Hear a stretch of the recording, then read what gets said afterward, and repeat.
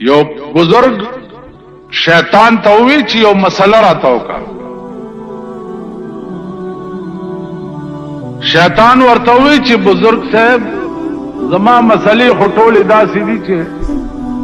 خلق په کافر شي.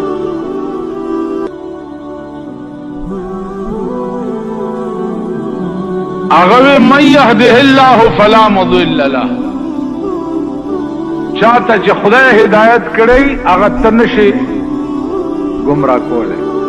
خو هسې نن مې شوق پیدا شي چې د شیطان نوم یو مسله واورم. شیطان ورته وویلې چې ښه ده نو په خدای قسم چې ستا دومره ښه نیت دی نو زه به هم درته ټیک مسله وکړم، غلطه به درته نه کوم. وی ګوره ته خو پیرې خلق د لاسونه صفایي، خپې د ښکلوي، سجدې درته لګوي، لوی ولی او بزرگ. خو پیر صاحب یو نصیحت مې واوره چې داسې چرې ونه وی ګورئ چې زه هسې نه چې د مریدانو په غرور کې راشي چې زما لکونه او زرګونه مریدان دي او زه خو جوړ ډېر لوی سړی یم. نو وی پیر صاحب چې داسې چرې ونه وی چې زه ټکی ونه کی او کدی اوویلی چې زه نو داسې بشی لکه چې زه.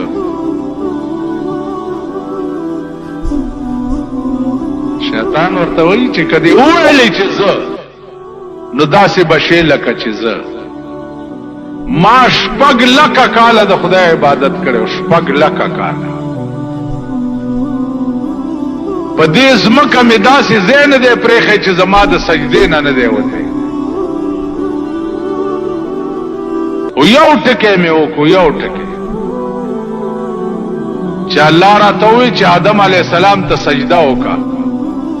نو ما ورته ووایي چې قال انا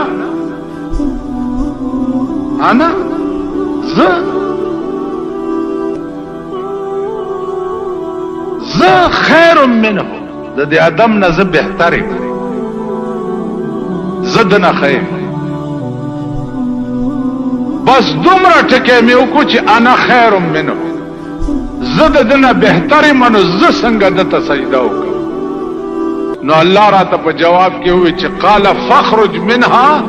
فانك رجيم ان عليك لعنتي الى يوم الدين. اوزه زما د جنتونو د رحمتونو نه، او ان عليك لعنتي الى يوم الدين، ابلیس تر قیامت پورې مې لعنتی کړی.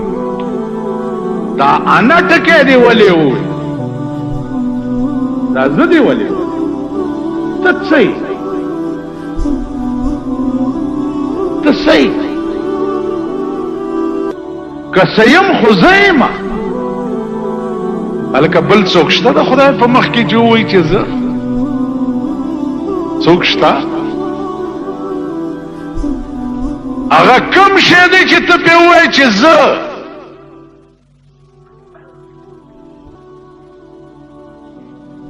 نو زما عزیزان دا زه ټکی چې دی نن ستا ټول ملک تباه کړو. اوس هغه زه ټکی بیا شروع شوی، هر یو چې راشي رونو زه به داسې یم، رونو زه به داسې یم، رونو زه به داسې یم. نو نتیجه به یې ګورئ، او داسې بدتره نتیجه به یې ګورئ چې الله دې امان راکړي. ما نن چا تپوس وکړو چې دا تاسو ملیانو هم سړي ودرولی دي، مال مونږ ملیانو ولا قرآن ورکړی دی چې ستا آواز به په اسمبلی کې صرف د دین د پاره وي، که نور دې ټتو کو چې یا به زه سړک جوړ کم یا به ملک ټیپر کم، ټت یې وکړو نو په دې ټکي کلمه تېره کو قرآن زه به نه وې، که دې زه ووایې نو ښه به نه وي. نو زما عزیزانو دا زه ټکی ډېر خطرناک. او پاکستان تباہ او برباد شو د زد لاس نن وګوره استا په ملک ما دا د جمعیت منبران چې ولاړو ما به ودرول او قران به مې ولاور داسې به ملاس نه ونیو کلمه به مې په تیر کړ چې داسې به نه وای چې زبا دا کارو کدی وای چې زبا دا کارو کوم نو پټکی به کافر شي څه شي سلوخ کاله د پاکستان حکومتونه خدای جهنم لبوت تباہ و برباد کو ضیاء الحق خدای زرا زرا کړو په اسمان کې زبدا کارو کوم جبدا کارو ستا مور به خدای چې کوم کار نه کړي هغه به بندو و به د ټولو د خدای داوی کړي وي ملک ته تباہ و برباد شو ملک ته غرق شو دا موای چې زبدا کارو دا وایه که د خدای توفیق او خدای وس راکو نو زبد سخیز که د خدای وس نو رو رازم شو و اسملائی کی یو حق خبره میں که د خدای توفیق نو انشاءاللہ زبد دا سی خبری کوئی د دین سیوام که بل کرت کرے نو پر تک دنو باسم و پساری در پتارم دی طول تمام زبد آکار تا تا گورو کار کولو تا اٹھو نو ویلی چې زبر روٹی کپڑا مکان درکم ویلیو کنی او سملور والا بیا پاس کړه ان شاء الله سخو بدل کی دیکھ نورم خراب او تورم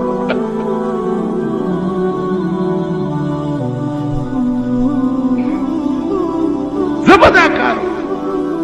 ارس چې کوي په دې زمکه خدای کوي نو صفه سلیم چې کړی دي